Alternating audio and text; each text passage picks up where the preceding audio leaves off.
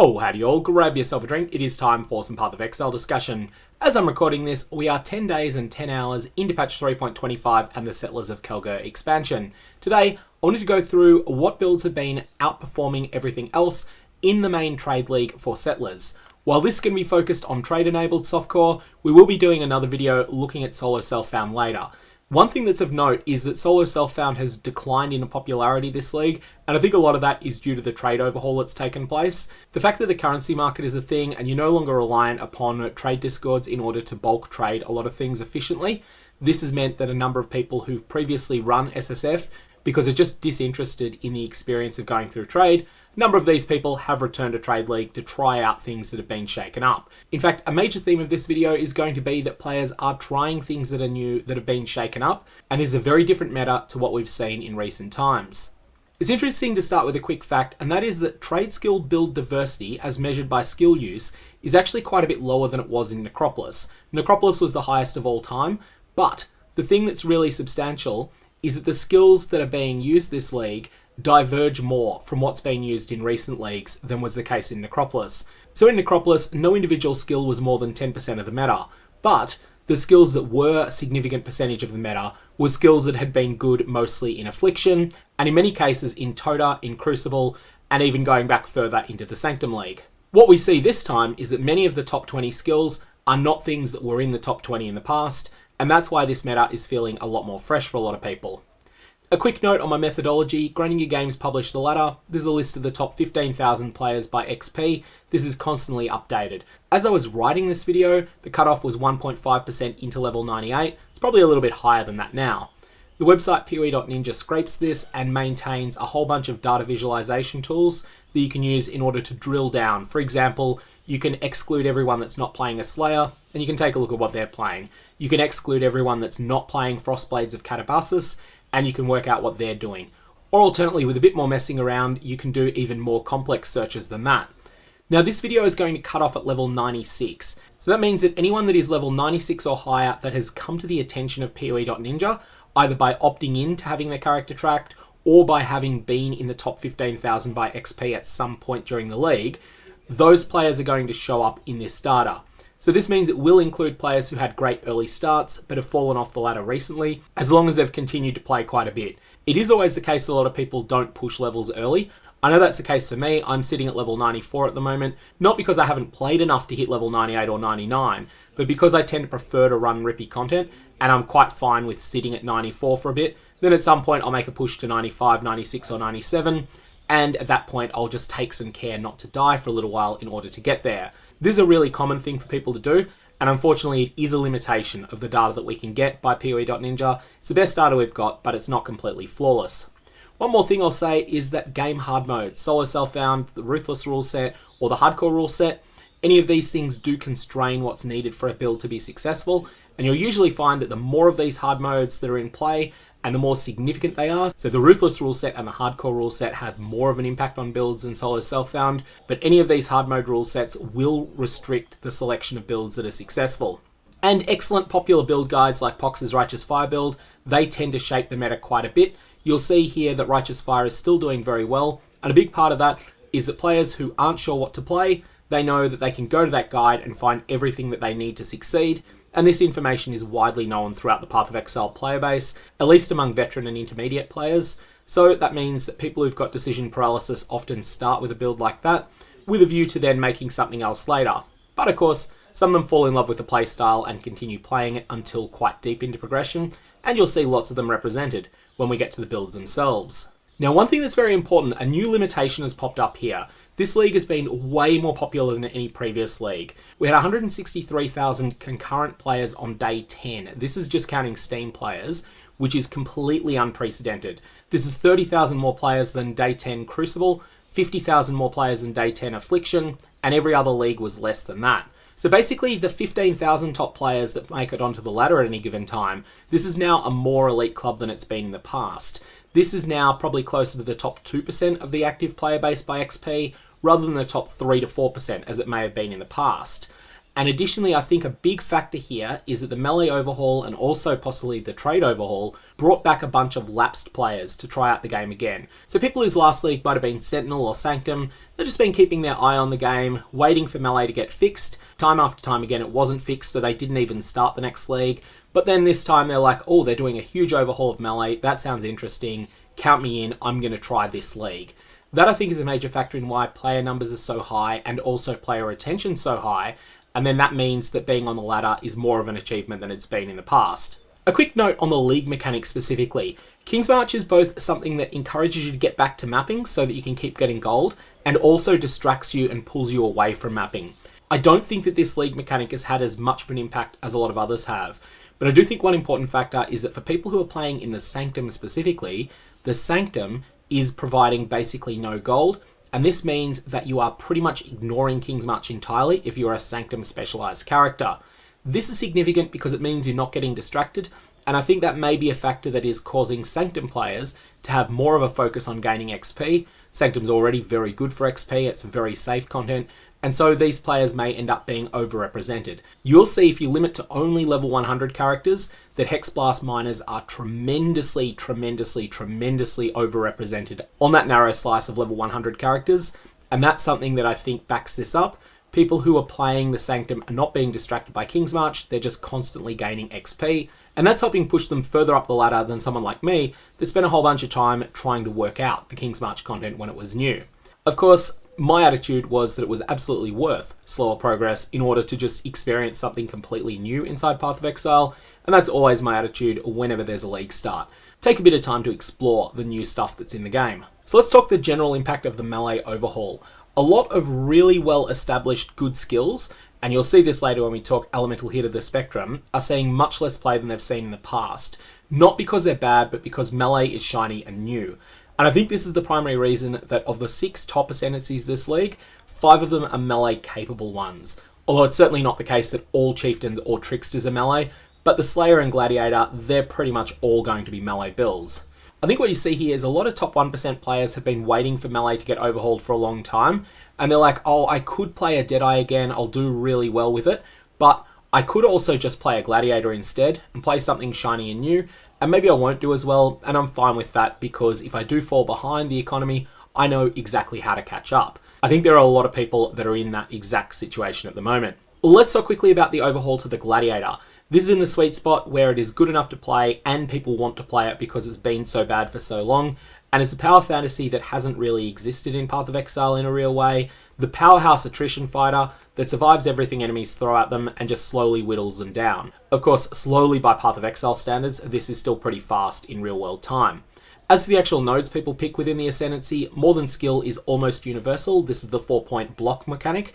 And then after that, the 2-point bleed explosions are almost universal as well. And then there's a bit more flexibility in what the last 2 points are, with Jugg technique, the aggravated bleed being overwhelmingly the most popular choice, but there's a number of people taking retaliations, and some people taking the other nodes as well. All in all, I think they did nail the Gladiator Ascendancy overhaul. It's not the top Ascendancy of this league, but it's not too far behind, and it's certainly being played by a lot of people who are having a lot of fun with it.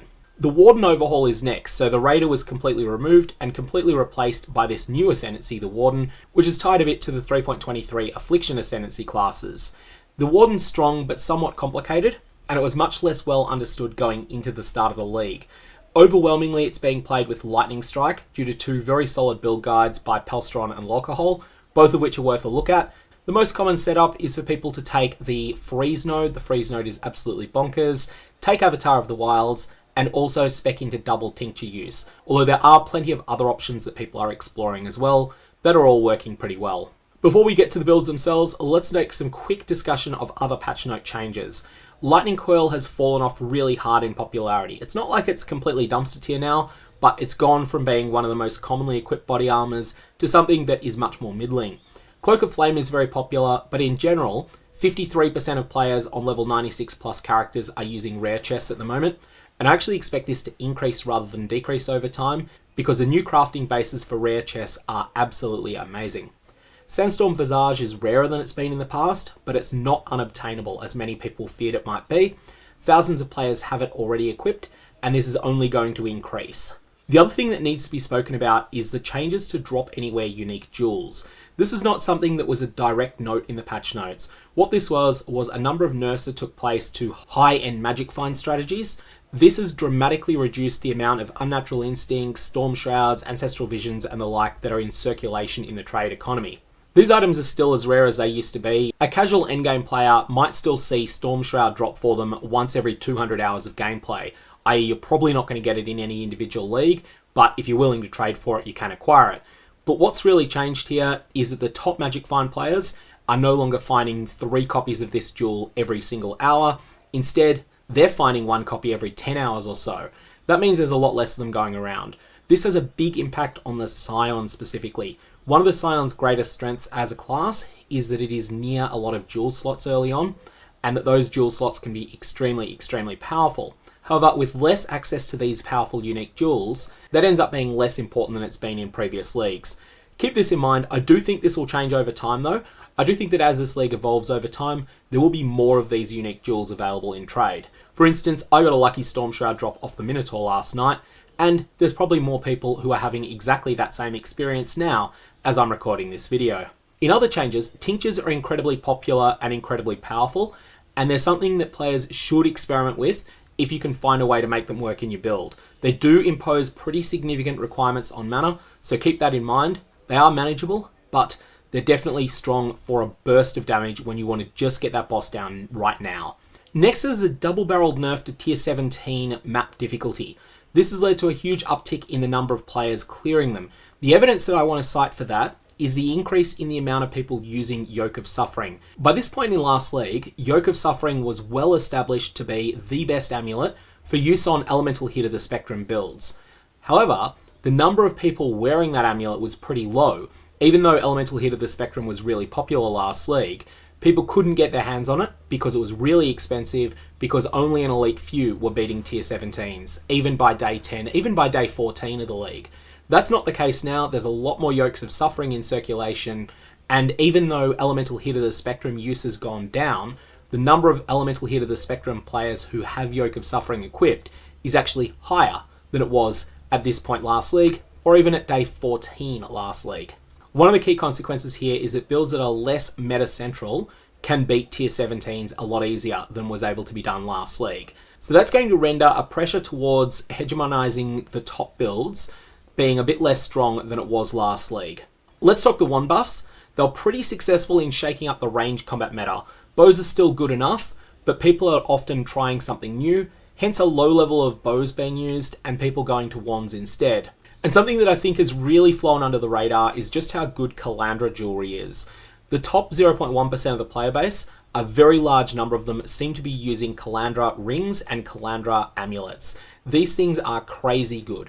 I'm talking both about the ones that are created through the use of the itemized reflective mist, but also the RNG mist ones as well, which require a bit of luck but can be good. But at the top end, it's Kalandra augmented focused and simplex amulets that are bonkers. If you want to see this in action, check out the amulet that is on the successor character to the legendary Delver Steve from last league. This amulet is bonkers. In terms of other changes, mana was something that was changed a lot for attack-based builds. Blood Magic the Keystone is seeing quite a bit of play. It's gone from being absolutely unused to being used by 15% of high-level characters. That's because the increased mana costs on melee skills are somewhat impactful, but they're not overwhelmingly so. There are plenty of other solutions people are finding. People are often taking 1 or even 2 mana clusters, Cannibalistic Rite being the most popular of them. That grants access to an amazing 12% mana reservation efficiency mastery that they can take. And there's also the option to use a life mastery to get even more of that mana cost partially converted to life. Or alternately, you can just simply use life tap support in a lot of places. A small number of people are also using Clarity, but that's most often used to empower a Watcher's Eye. So here's a chart that shows the Ascendancy Spread in patch 3.24. You can see Slayer, Hierophant, Trickster, Gladiator, Chieftain, Juggernaut, and Deadeye make up the top 7. Then we have the Warden, Necromancer, Inquisitor, Pathfinder, Occultist, Berserker, and Assassin that make up the next tier. And then the Ascendant, Elementalist, Saboteur, Champion, and Guardian make up the bottom tier. That bottom 5 are not equal. Ascendant is quite a bit ahead of the other 4. It really is Elementalist, Saboteur, Champion, and Guardian that are falling the furthest behind. I think one of the most interesting thing though about those Ascendancies that have fallen behind is that none of them are objectively terrible.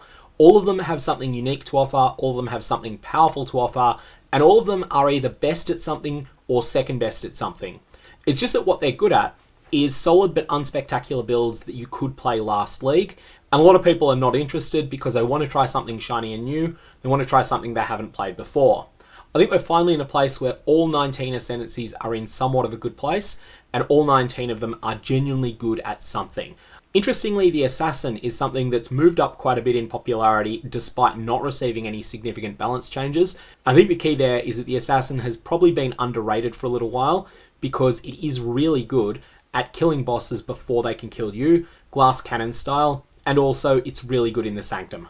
What I think is most interesting though this league is that when you restrict to level 100 characters rather than 96 plus, the Ascendancy spread actually becomes more even. This is the first time that I've ever seen this. So the Slayers die off in popularity a little, the Deadeyes have a bit of a resurgence, and the gap between the top 5 Ascendancies and the bottom 5 Ascendancies closes quite remarkably.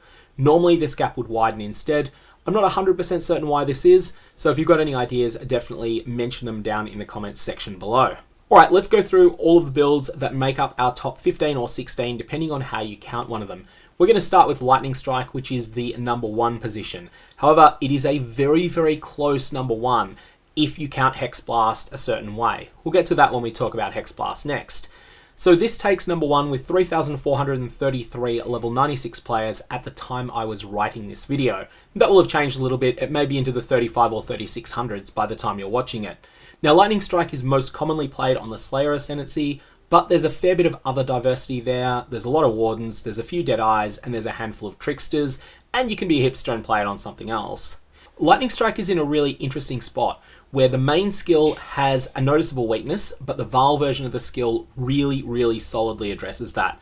So Lightning Strike itself is adequate at clearing, and a little bit of an underperformer when it comes to single target damage. What Vaal Lightning Strike does is it completely addresses that single target issue because it allows you to multiply your damage against bosses by dropping Vaal Lightning Strike on them as well. Lightning Strike is one of the builds that gains the most from tinctures, particularly with prismatic tinctures being exceptionally good. In position 2, we have Hexblast Mines. Now, this is something that's either number 2 or it's number 3 and number 16. And the reason for that is it depends whether you count Hexblast of Contradiction as being the same build or whether you consider it to be a different build. If you consider it to be the same build as I do, then combined they're number 2. If you disagree with me on that though, and you want to separate them out, then Classic Hexblast Mines becomes position 3, and Hexblast of Contradiction Mines fits in position 16, just below the bottom of this list. There's 2,994 Classic Hexblast Miners this league, and there's 425 Hexblast of Contradiction mine builds. This build is good everywhere, but it is god tier in the Sanctum. Now this is a build that's played with a lot of different Ascendancies. Inquisitor is the only choice for Hexblast of Contradiction. Likewise, if you are playing Inquisitor, your Hexblast build is going to be Hexblast of Contradiction. These two work incredibly well together, they play to each other's strengths, they address each other's weaknesses. But if you're playing the classic version of Hexblast, the non-transfigured version, then there's no majority pick. Trickster has a plurality, Occultist, Pathfinder, Assassin, and Saboteur all put up pretty good numbers as well. Now this is the top skill on level 100s by a country mile. There's a few reasons for this. I think one of them is the fact that you're not very good at the Kingsmarch content, which means you're not spending any time on it, you're instead spending time back in the Sanctum. And additionally, it's the fact that the Sanctum is somewhere that you are much more likely to fail a Sanctum to resolve than you are to fail a Sanctum due to death. And that means that you don't lose XP very often, you keep seeing that XP number go up over time, and the Sanctum is actually pretty good for XP as well. So that's the reason that 20% of level 100s are playing some version of Hexblast Mines, although it's scattered across a lot of different Ascendancies. In position 3, we have the Archmage Hierophant. Now this jumps up to position 2 if you elect to call Hexblast and Hexblast of Contradiction different builds. 3,273 level 96 plus characters are playing this archetype. Now, most of these players are using Ice Nova of Frostbolts as their delivery skill for the Archmage package. That's 3/4 of the players. Of the rest, about half of them are using Ball Lightning of Orbiting, and then the other half are quite split. There's a lot of different options there. This is basically a one Ascendancy package, So if you're playing Archmage, you pretty much are always playing Hierophant. There's some other builds where there's a lot of different options, but if you're playing Archmage, you pretty much have no other choices but the one Ascendancy. In position 4, we have Old Faithful, Righteous Fire. This is nerfed and buffed at the same time with this patch. Life rolls on gear are higher than they were last league, and this is a damage increase. But at the same time, physical damage being shifted into elements, this is something that is much harder to get, and as a result, this build has gained and lost simultaneously. Really though, this build is a Fire Trap build a lot of the time.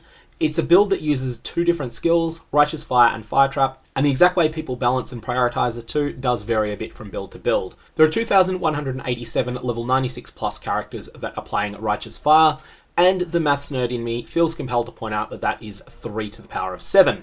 Now this counts everyone that 5 links at least one of Fire Trap or Righteous Fire. It might miss a hipster variant that might be using a 6-link Searing Bond alongside a 4-link Righteous Fire, or something along those lines. I don't expect there's many people doing that, even though it was a fun build when I played it back in 3.22. In position 5, we have one of the most unique item heavy builds around. This is the instant application critical strike version of Frostblades of Katabasis. Don't be fooled by the fact that Frostblades of Katabasis is a dot skill. This is not going to be scaling the dot. The dot is just a little bonus that's there. You are focusing on the instant application critical strike damage instead. This skill was mostly ignored in the past, but it's been catapulted into the front of the meta by a combination of Heat Shiver, the Taming, Relicesh's Impatience, and the Maven Belt Arn's Anguish. Admiral's Arrogance makes it much better, and this is probably the best build for using Admiral's Arrogance on, which is a really good new unique. There are 1,549 people playing this league, and overwhelmingly they are on the Slayer Ascendancy. In position 6, we have Lacerate of Hemorrhage. This is universally a Gladiator bleed build, and it's a simple, reliable bleed skill for people who didn't want to go more experimental, like I did, with retaliation skills such as Eviscerate. This is simple, it's reliable, and it works, and 1,495 players have followed this to level 96 and up. But if you'd rather cauterize bleeding wounds than cause them, Molten Strike of the Zenith might be for you. This skill is arguably the strongest melee skill numerically, and it's usually played as a Juggernaut as part of a Strength Stacker package. There are just under 1,200 people playing it at level 96 plus. The aspirational setup for this build wants to use Original Sin and Replica Alberon's Warpath. This is not a cheap setup. But the good thing about this build is that it functions just fine without these truly aspirational items, especially Original Sin, which is often the most expensive unique item in the entirety of Path of Exile. In position 8, we have something that was really hyped in the week leading up to launch. Power Siphon with Locus Mines support. This is a skill that did really well in a bunch of end of 3.24 testing, where a lot of players very quickly managed to acquire 4 Void Stones using this build. Power Siphon's almost exclusively, but not completely exclusively, played as a mine build with Locus Mines, because the interaction between these two skills is incredibly strong. Basically, Locus Mines provide a huge damage multiplier, but also add a lot of clunk, and Power Siphon then removes a lot of that clunk, meaning that they work together incredibly well. Overwhelmingly this is played on the Trickster, but there are 11 other Ascendancies that are represented, and that makes up 1,161 players. In position 9 we have Elemental Hit of the Spectrum. There are a couple of nerfs to bow skills, and Elemental Hit of the Spectrum managed to dodge them, while already being a very good bow skill. In 3.24 there were nerfs to Tornado Shot, in 3.25 there were nerfs to Lightning Arrow and Ice Shot, but Ele Hit of the Spectrum is still just fine. There are 667 players playing it, and that is considerably more than other bow options. Wand attack builds can use this skill, but almost none of them are doing so. Primarily this is being played on Deadeyes, secondarily it's being played on Wardens.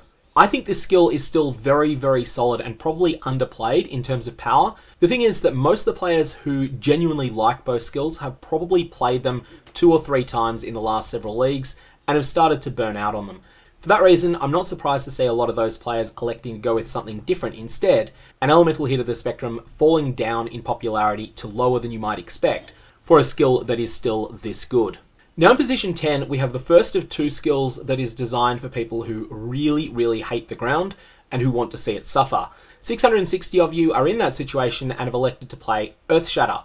This is mostly being played on Berserkers and Juggernauts, but it's also seeing play as a Slayer and a Chieftain Ascendancy. I want to quickly comment on Leap Slam because Leap Slam shows up in position 11 if you look on POE.ninja.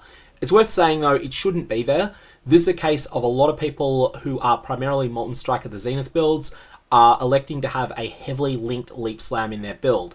This is then something that is confusing POE.Ninja into thinking that you are actually a Leap Slam build as well as a Molten Strike of the Zenith build. Once you remove people who are doing that, Leap Slam ends up not being anywhere near as popular as it looks like it is. It's certainly not something that's a popular main skill, but it is being used a fair bit as a heavily linked skill. So with that out of the way, let's talk about the real number 11, and this is going to be a little bit of a flashbang because this spell is bright. Penance Brand of Dissipation. There are 651 of you who are level 96 plus using this skill, split mostly between Assassins and Inquisitors, although there are a couple of other Ascendancies represented, and these builds are very different to each other. The Assassin builds, the Inquisitor builds, they're using different support gems, they're scaling in different ways. But the key thing to remember is that this skill is still the real deal. This was nerfed really hard in 3.24 because in 3.23 it was one of the most broken builds the game had ever seen, but it still survived that and it is still strong. It is very, very good at killing bosses quickly. It is also one of the better builds in the Sanctum content. In position 12 we have Flicker Strike, which is actually in a better spot than it's been in a while, despite the fact that the Raider Ascendancy was completely removed. This is absolutely not a build for everyone. The playstyle is something a lot of players hate, but the build is strong. 642 of you are playing it, mostly on Slayers and on Tricksters. And in number 13, I did say that there were two builds for people who hate the ground. This is the second one of them, Ground Slam of Earthshaking. 574 of you in this category. The thing that really defines this build is that 80% of the people who are playing it are using Resolute Technique. This turns off your ability to inflict critical hits, but it provides you a very big benefit in exchange for that, and that is that your accuracy requirements are 0. You just hit 100% of the time. Enemies can't evade your attacks. This is most popular on the Berserker, the Chieftain, and the Slayer. In position 14, we see a very different take on Spectral Shield Throw to what we've seen in the past. 537 people playing this build, but where in the past it was typically played either as a champion or a trickster, and the trickster builds in particular typically focused on instant application, critical strike, cold conversion damage, these versions are all Gladiator bleed. Very, very different to what's existed in the past for this skill, but you can't argue with results. This build is doing well, and people are taking it a long way through the game. And in number 15, we have Holy Relic of Conviction, waving the Minion flag for people. This is a build that was strong last league, it's just as strong this league, but it's not shiny and new. Almost universally, this is being played on the Necromancer, and there's 531 of you. And then at this point, depending on how you counted Hexblast earlier, you might consider Hexblast of Contradiction to be number 16 with 425 players, and then it's a long way down to whether it be number 16 or number 17 below that. Anyways, let's talk quickly about breakout uniques of this league. Admiral's Arrogance from the new Pirate boss is very, very, very, very good, and the new form of the Parandus Pact, which is called the Light of Meaning, is also a top performer as well. These are two of the best new uniques. The Lethal Pride Timeless Duel has always been great on melee characters, but there just haven't been all that many melee characters. It's seen not really a resurgence because it's not like it ever went away, but it's seen an uptick in use this league, and it's on more than a quarter of high-level characters. And finally, of the Drop Anywhere uniques, there are two that are really shining head and shoulders above everything else: Relicesh's Impatience and Rizlatha's Coil. Relicesh's Impatience has been really good for a long time. It was really good even after the nerfs that it took in 3.24, and it's still really good now. Rizlatha's Coil is incredibly good on a lot of bleed builds, also a couple of other builds, but mostly on bleed builds. It tends to be best in slot on them, and it adds a lot of damage there. It's worth noting that both of those unique items are very, very rare, and as a result, both of them are very, very expensive. Two final thoughts I wanted to add here. This is going to be a really interesting meta to watch as it evolves over time. There'll be some people who will move on from shiny and new builds, and they'll want to then focus on something that is a proven performer. There'll also be some people who league started a proven performer and are now looking to shift over into something shiny and new. Finally, Tier 17 maps being a lot easier than they were last league. Essentially, Tier 17 map monsters do the same amount of damage now at 100% Delirium that they did at 0% Delirium last league. This is going to have a big impact on the accessibility of that content. This is likely to mean that there's less consolidation on excellence later in the league, because people who want to beat Tier 17s will be able to do that on builds that aren't the very, very best 3 or 4 of the league. That's not to say that they'll necessarily be able to do it easily or smoothly. This is still reasonably difficult content, but it's quite a bit easier than it was last league, and that's going to have a big impact on the sort of builds that are experiencing it. Anyway, that's a meta overview for the first 10 days of the Settlers League. I'm going to leave it there. May your Varlorbs have interesting results.